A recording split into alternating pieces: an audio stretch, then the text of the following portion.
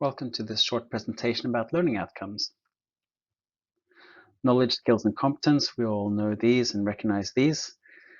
There's actually different interpretations and about each of these and the way they overlap or are different and things like that, both in research and between different educators.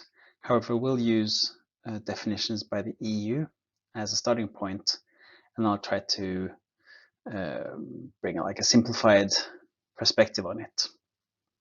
So for knowledge, the EU writes that knowledge is the body of facts, principles, theories, and practices that is related to a field of work or study.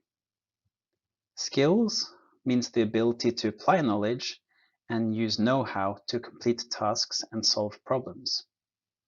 Competence means the proven ability to use knowledge, skills, and personal, social, and/or methodological abilities in work or study situations and in professional and personal development. So you can say that the first point is about factual knowledge within a subject. For example, knowing the date of some historical event or a theory or things like that. Skills we can call a kind of procedural knowledge within a subject. So for example, knowing how to make an argument in philosophy or how to do carry out research methods within another subject, or playing the piano or riding a bike, that kind of knowledge. And then competence can be simplified to procedural knowledge in many cases, like the ability to do things that are useful for the labor market and society in general, including other courses of study. This is Bloom's revised taxonomy, and I won't spend time here going into what it's revised from and things like that, but just give a brief overview here. And Bloom's revised taxonomy is a useful heuristic when developing learning outcomes. And we can say that, let me just get this here, these first two levels or layers of this pyramid, remembering and understanding, can be connected to knowledge, the factual knowledge, remembering dates, theories, people, understanding concepts, theories and things like that, being able to discuss them, explain them, identify, memorize, things like that. The next level can be equated in many cases, not always perfectly, but in many cases, with skills, being able to apply a theory or a methodology, or being able to analyze it and things like that. And there's some overlap with this last point, which is about evaluation and creation, which are perhaps more general competencies, though they can also be subject specific. So this is kind of one simplified way of thinking about how to use Bloom's taxonomy and developing and thinking about knowledge, skills, and competence. Here we'll deal briefly with how to develop learning outcomes and taking particularly a technical approach. So kind of a broad overview, we have a verb, we could call it a knowledge verb, and content.